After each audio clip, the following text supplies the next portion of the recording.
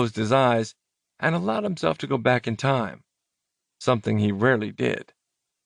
Pain and regret washed over him as he remembered a time he thought he'd made peace with.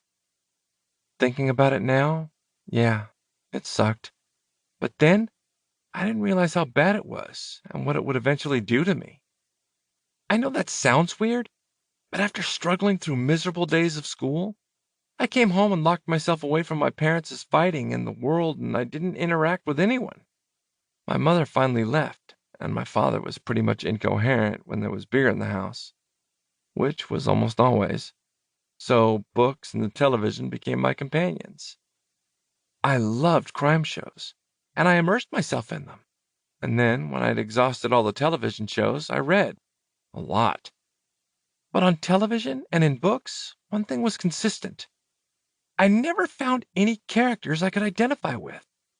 On the television, everyone was macho and handsome, and that's the way they all seem in the stories I read as well. So, out of desperation, I started writing my own stories. In my stories, I could write tall, skinny, nerdy, ugly heroes who always save the day, and themselves. Then, at some point, my characters start coming into their own and blossoming, almost like I wish I had. And then I started writing me as I wanted to be. Handsome, well-versed, and a fun-loving and outgoing guy. I could even travel the world if I wanted to. Take out the bad guys, save the heroine, and do it all without wrinkling my tuxedo. The transformation all sort of happened subconsciously.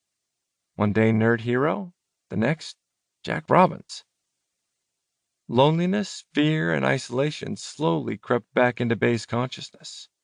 He hadn't thought about this stuff in years, and he was surprised at how much bringing up all of this was affecting him.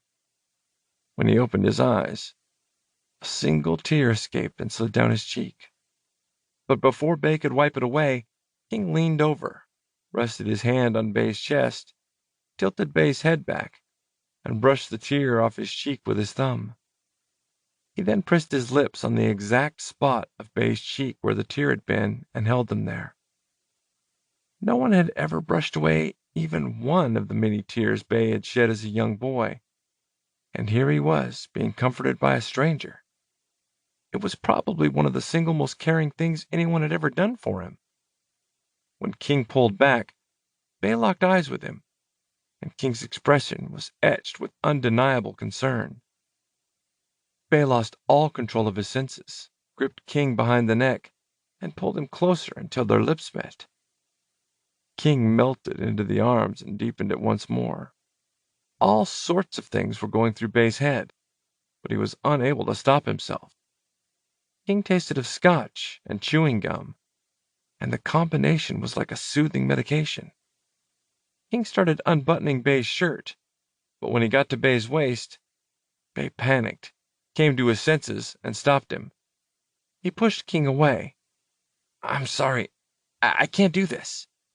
King's expression was one of obvious hurt, and he turned away. But before either could speak again, there was a knock on the door.